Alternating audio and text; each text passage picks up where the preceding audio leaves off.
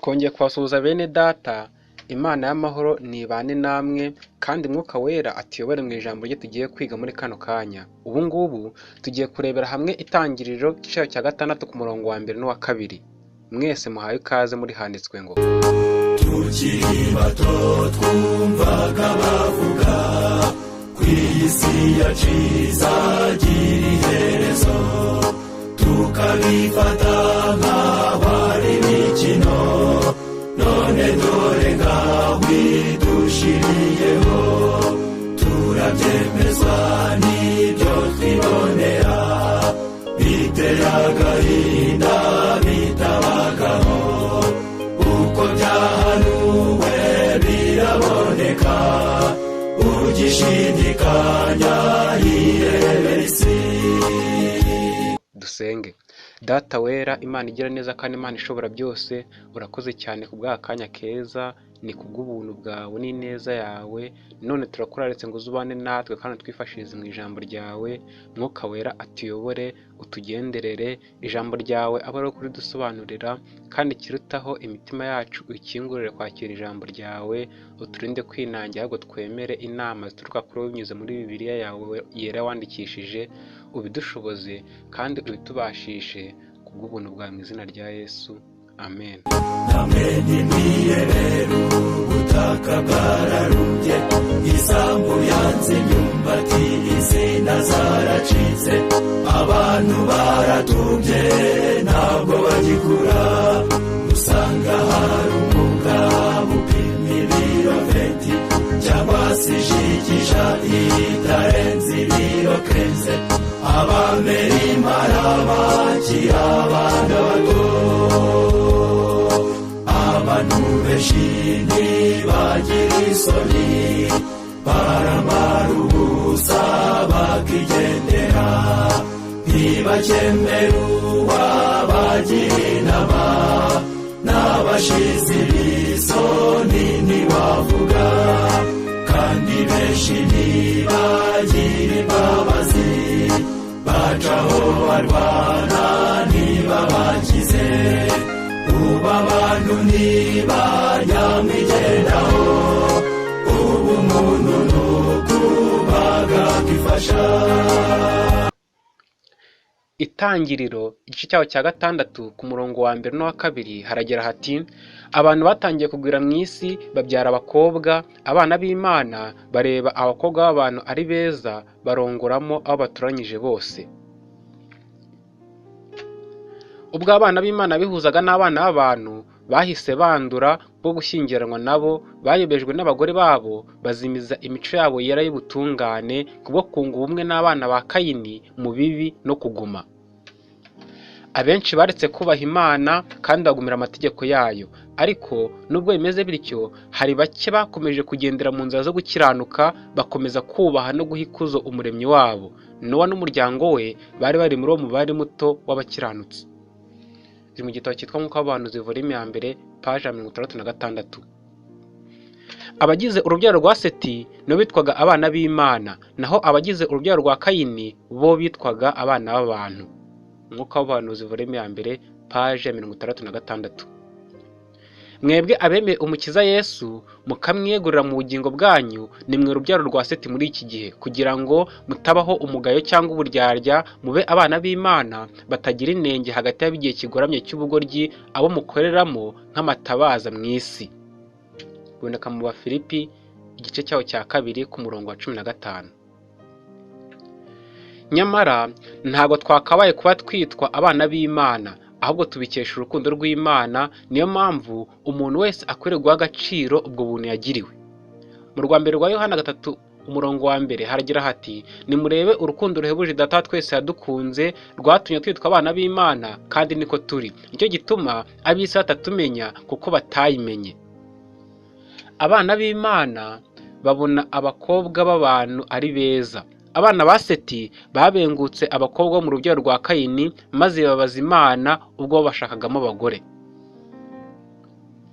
benshi mu bubaha Imana bashutswe n'ibihendo byahoraga imbere yabo maze bagwa mu cyaha, batakaza imico ikwiriye, imico y'ubutungane, bityo bwo kwivanga n'abivuruguse mu byaha nabo bahinduka nkabo mu mibereho no mu bikorwa, birengagiza itegeko rya 7 bararyica, maze atangira gushyingiranwa hagati muri bo. Abana ba Seti bagendeye mu nzira za Kayini.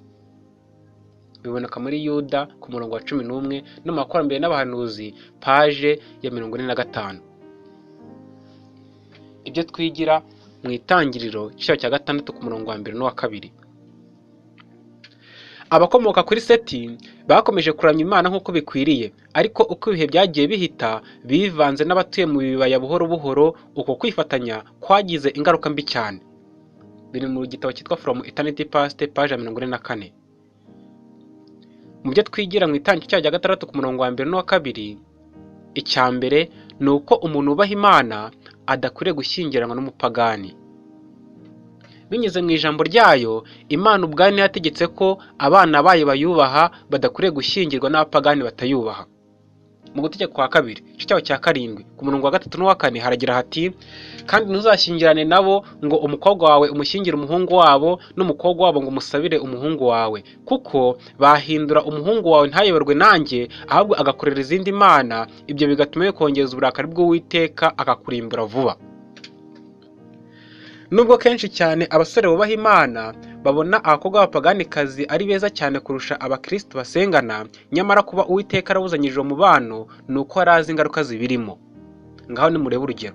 Mu gitabo cya mbere cy'Abami igice cya 21 ku murongo wa 25 turasoma ahagira hati, nta wigeze gusa na Ahabu wiguriye gukora ibyangwa n'Uwiteka yohejwe n'umugore we Yezebeli. Mu Bakurambere n'Abahanuzi paje 47 haragira hati, nta muntu wubaha Imana ubana n'utayubaha ngo abure kugira ingaruka mbi. Umunezero no gutera imbere mu rugo bigengwa n'ubumwe bw'abashakanye, ariko hagati y'uwizera n'utizera hari itandukaniro rikomeye cyane mu byo bakunda no mu byo bagamije. Uko imibereho y'umuntu yaba itunganye kose, ntibyabuza umugore utizera kuba yamutandukanya n'Imana.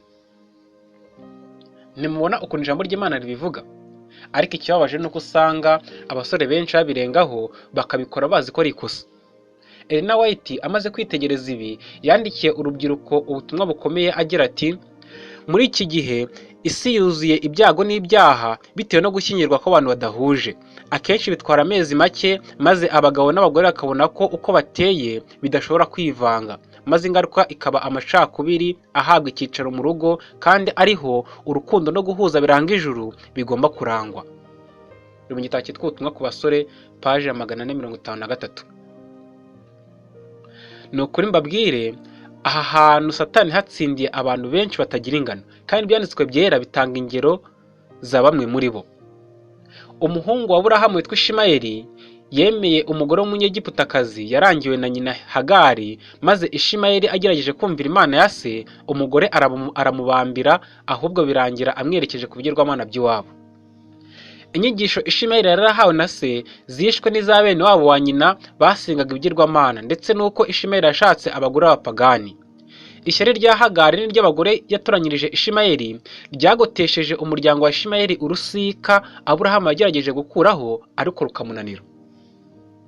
Inyigisho Aburahamu yarahaye Ishimayeli ntizabuze kugira icyo zimumarira, ariko abagore be nabo batumye mu muryango we habamo gusenga ibigirwamana. Ubwo yatandukanaga na se akarushywa no gushaka uburyo yabaho, byatumye Ishimayeli ahitamo kuba nk'inyamaswa yo mu gasozi n'igisambo cyo mu butayu. Biri mu Bakurambere n'Abahanuzi paje y'111. Kandi Loti, Aburahamu yarabereye se wabo, yubahaga Imana, ariko iyo acunga nabi umugore ari kumwerekeza mu kurimbuka. Umugore wa Loti yarikundaga, ntiyakundaga iyobokamana, maze atuma umugabo we atandukana na Aburahamu. Loti we ntiyifuzaga kuguma i Sodomu ngo abeho atagira uwo kumugira inama, ari we mukurambere wubaha Imana, ariko kubera umugore n'abantu babanaga muri uwo mudugudu mubi yari arimo, byari gutuma atezuka ku Mana iyo Aburahamu ataba yaramuhaye kera inyigisho zihamye mu kwizera. Biri mu Bakurambere n'Abahanuzi paje yaho 111. Samusoni nawe yari atsindiwe. nuko Samusoni arimanukira aganira n'uwo mukobwa aramushima cyane, nk'uko tubona mu Bacamanza 14 ku murongo wa 7. Icyo Samusoni amushimiye ni uburanga bwe n'ikinyoma cy'uko azemera kubaha Imana ye. Umwari wari utuye Timuna, umudugudu mu gihugu cya Filisitiya, yaje gukundwa na Samusoni maze yemeza kumusaba ngo amugire umugore we.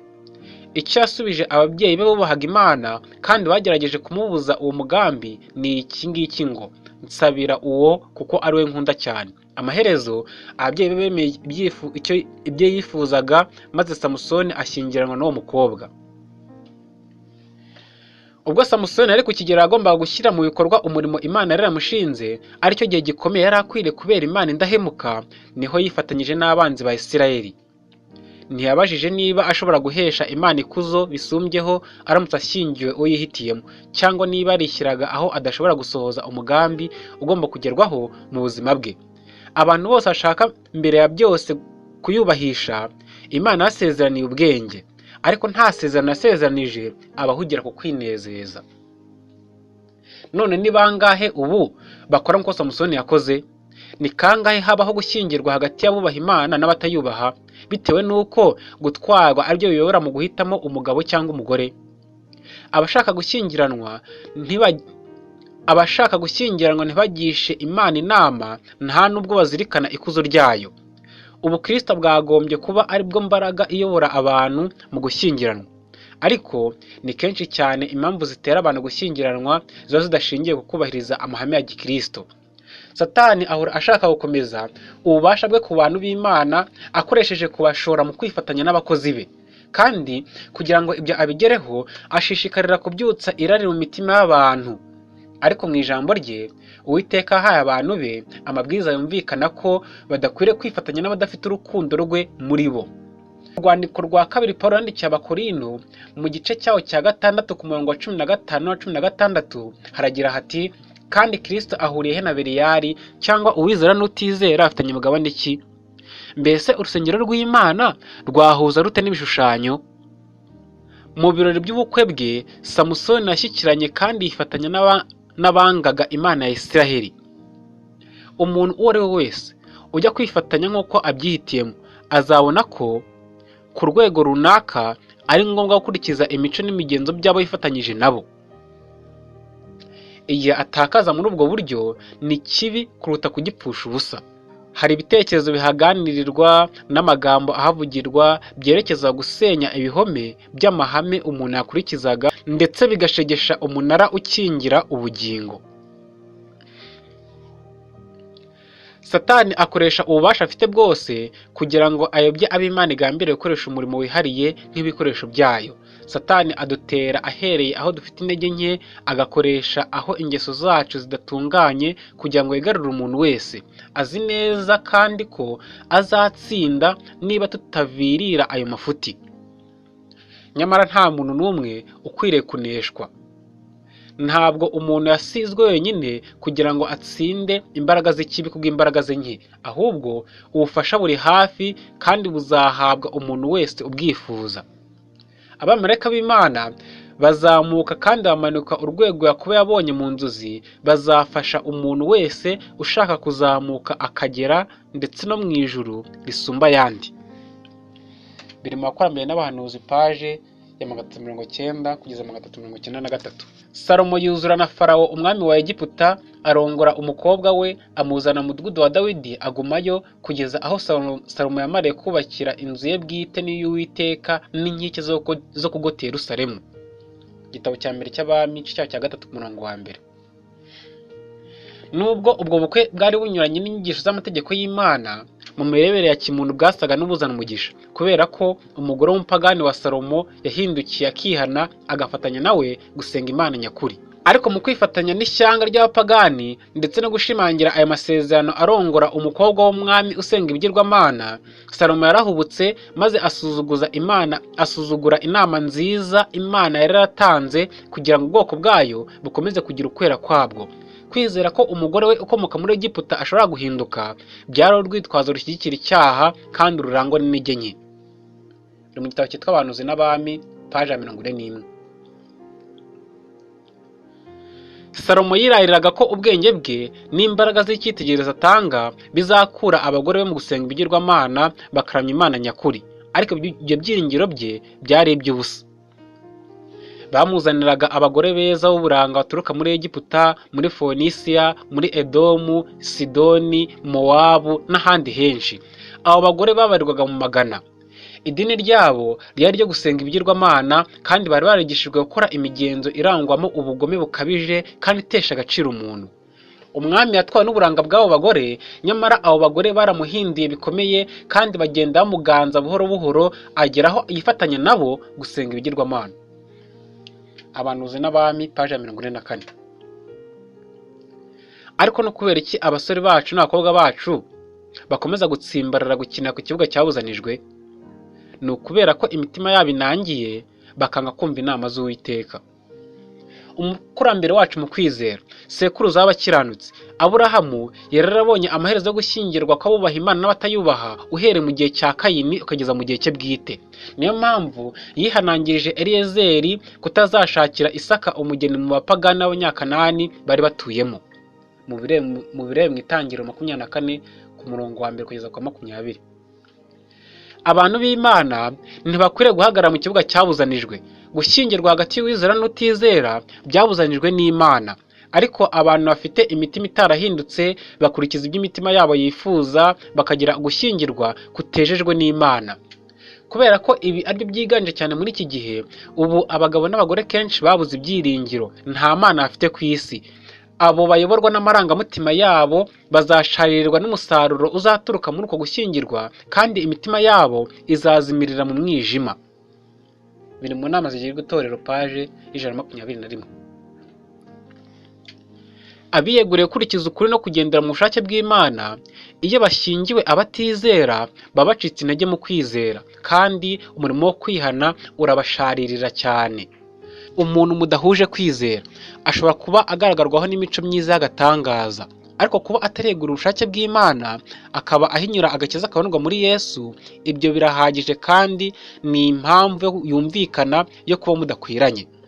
Uwo utizera nubwo afite imico myiza bihebuje, ameze nk'wa musore w'umutunzi Yesu yabwiye ati ubuze kimwe gusa, cya kindi cyari gikenewe cyane. Bino nama zigirwa itorero, paje 121. Kandi ikindi cya kabiri twigira muri uyu murongo wo mu Itangiriro igice cya 6 ku murongo wa 1 no 2, ni uko umuntu wubaha Imana adakwiriye kwifatanya n'ababi mu mikorere. Mwebwe bana b'Imana mukwiriye kwibuka yuko mwaturanyijwe n'Uwiteka, kuko biri muri Yesaya 43 ku murongo wa 10. Bityo mukwiriye kwitandukanya n'abanyabyaha mu mikorere, ntimukemere gukurikiza imigirire yabo mibi, nk'uko biri mu Migani cya 1 ku murongo wa 10 kugeza ku wa 16. Kandi n'intumwa Pawulo atwihanangiriza cyane ko niba turi insengero z'Imana ihoraho, dukwiriye kuva hagati y'aba bandi batizera tukagaragaza itandukaniro, kuko ariko Uwiteka avuga. Biri mu rwandiko rwa 2 rw'Abakorinto igice cya 6 ku murongo wa 16 kugeza 18. Abantu bemeye kuyoborwa n'umwuka w'Imana bagakurikiza ubushake bwayo nibakanguke, nibabe maso mu gihe kigiye kuzaza, kuko ubudahemuka bwabo ku Mana no kuri bagenzi babo bugiye kuzasuzumwa. Ntukifatanye n'inkozi z'ibibi kugira ngo ubone inyungu mu buhemu. Mukorere abandi nk'uko mubaye nkabo mwakwikorera, haba mu bintu byoroheje n'ibikomeye. Imana iravuga iti muri abahamya banjye, mukwiriye gukorera ahantu hanjye. Biri mu gitabo cyitwa Ubusobanuro bwa Bibiliya, volume ya 3, paje 1155.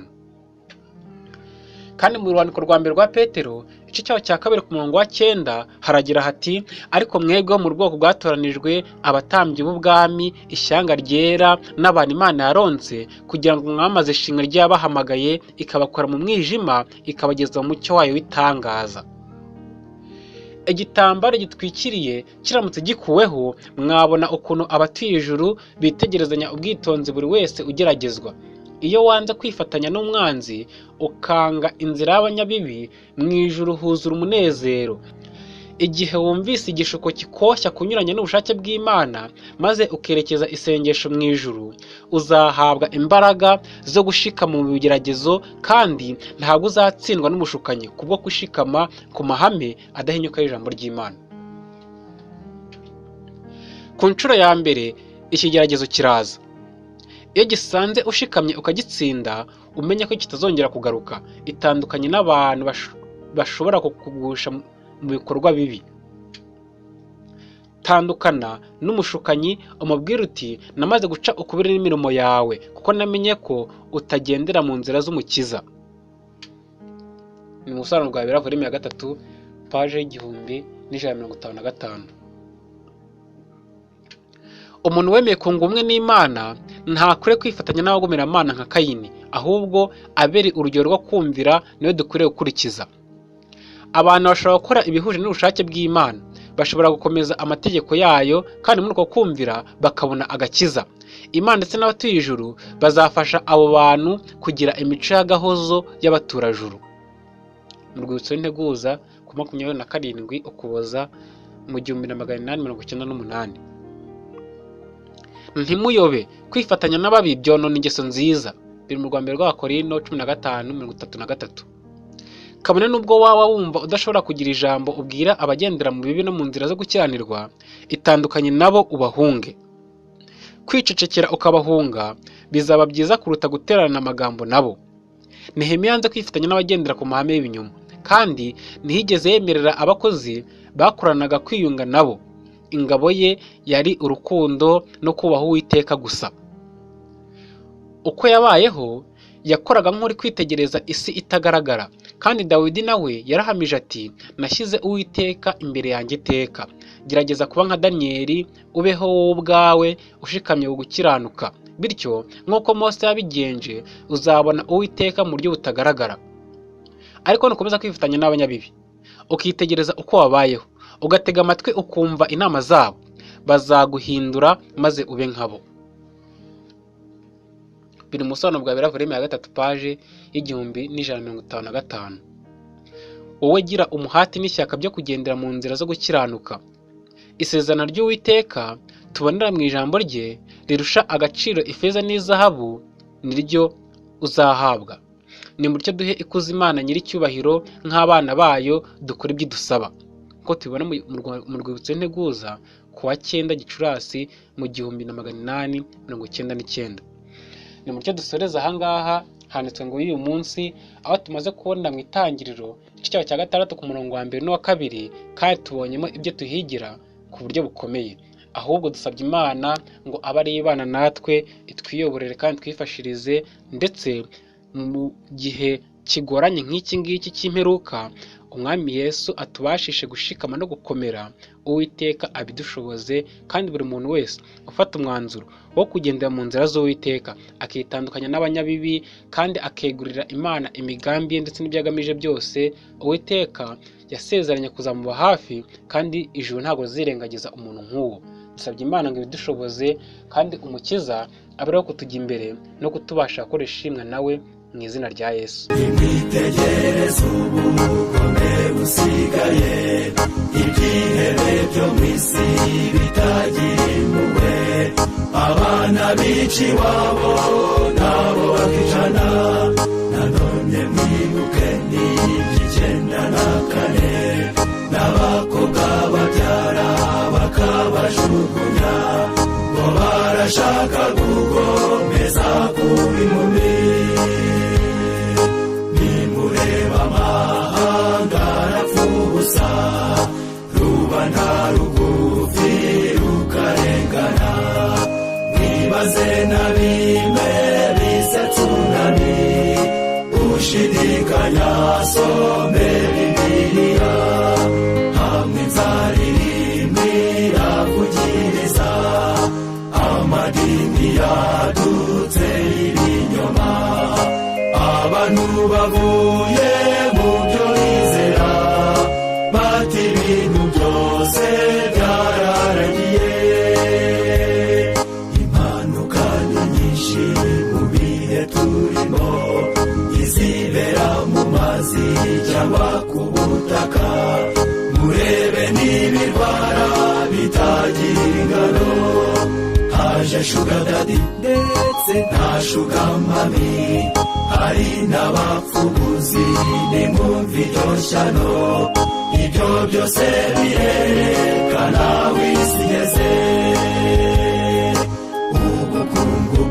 isi karahungabanye, dore amafaranga yataye agaciro, umuntu arajyana uruboho ku isoko, agacyurira aho ntica ntikize, imishahara ntigihaza abakozi, hirya no hino byabaye ibibazo, abantu bigomeka ku butegetsi, imyigaragambyo yabaye urudaca,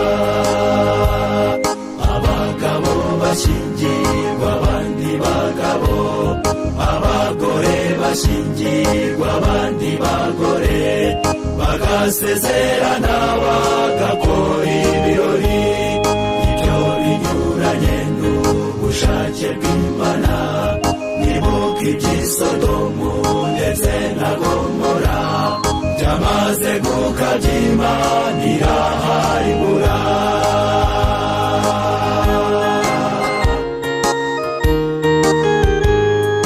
Dore ubwenge koko bwaragwiriye, none isi yabaye umudugudu umwe, iragerageza gushyira hamwe, ireba uko yagabanya ibibazo, ifaranga rimwe riranugwanugwa, kandi kigezweho n'amashyirahamwe, dusigaje kumva ifirimbi ya nyuma, tugahatirwa kuruhuka umunsi umwe. Ibihe biruhije ubu twabigezemo, abantu barasinzirira aho bicaye, barara biga byose ngo isi itabasiga, abakira abakene bose bararushye, nta n'umwe worohewe, bose bararira, kuko badashyikira ibyo bararikiye. Ari hafi umwami agiye kuza. Dusenge. Uwiteka Imana igira neza kandi Imana idukunda, urakoze uburyo ubanye natwe muri kano kanya, urakoze kubw'ijambo ryawe umaze gutambutsa, ni ukuri abe ari uko twunganira no kutwifashiriza, utwiyoborere, ikirutaho uduhe kugira ishyaka n'umwete byo kugira intego yo gukora ibishimwa nawe no gukora ibikunezeza, aho kwinezeza ubwacu ahubwo tukunezeze, ubidushoboze mu izina rya Yesu, amen.